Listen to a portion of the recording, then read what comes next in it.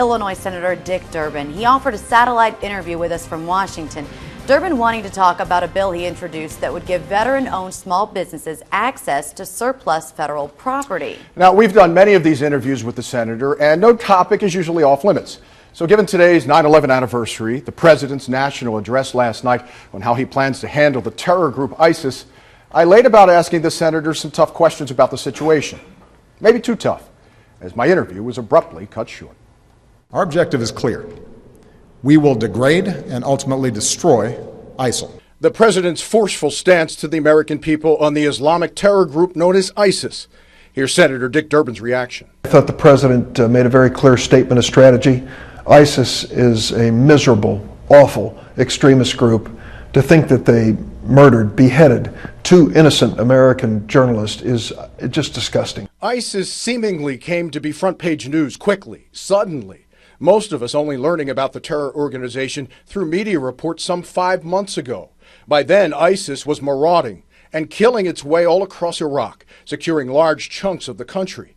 So I asked Durbin when he first heard of the group. I think maybe 6 months ago. A year ago, there was a score of these rebel groups in Syria, and this one emerged. But isn't the mission of our intelligence agencies to be able to sort out friend from foe, non-threat versus threat, so we can intercept groups like ISIS before they morph into a danger as ISIS has? By now, we've learned the group is well-funded and well-organized, just like another group that 13 years ago today carried out the worst terror attack on U.S. soil, Al-Qaeda, responsible for 9/11, exposing a gaping hole in America's intelligence community. In the years since, billions have been spent to beef up our intel.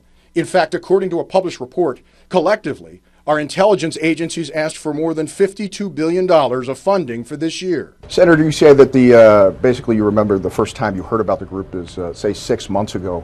I'm curious to know, how is that possible with a group that is so well organized, so well funded? We spend $52 billion, I believe, in 2013 for our intelligence. How is it possible that a group like this could fly under our radar? I'm not sure they were under the radar, but they were on the radar screen with, as I said, maybe 20 other groups that were emerging in Syria. It wasn't clear which one would be viable and grow and whether they'd be friendly to the United States. So we've been monitoring them. But what happened in the last 6 or 8 months is that they started getting massive investments of money. And they came up with a tactic in a country that was very vulnerable. Iraq was falling apart. Politically, it was a mess. Given the state of sheer instability and violence now commonplace in Iraq with ISIS firmly in control, I asked Senator Durbin, isn't this what President Obama's critics warned would happen when he laid out the roadmap for America's military withdrawal from Iraq 3 years ago? And many of the critics said, listen, these groups are just going to sit back and wait, and as soon as we pull out, they're going to strike. Are they right? Consider the alternative. If we accept the Dick Cheney analysis and an analysis from some others, they basically want the United States to put a standing army in Iraq and be there forever. And I want to tell you something. I don't think the American people are up for that. But when I pressed the Senate's second most powerful leader on the issue, his answer was short, and my interview abruptly terminated. But we did invade the country. Did anyone think seriously that when we pulled out that something like this was not going to happen? Well, of course. We invested billions of dollars in the Iraqi army, for goodness sakes, 900,000 strong. We expect them to defend their own country.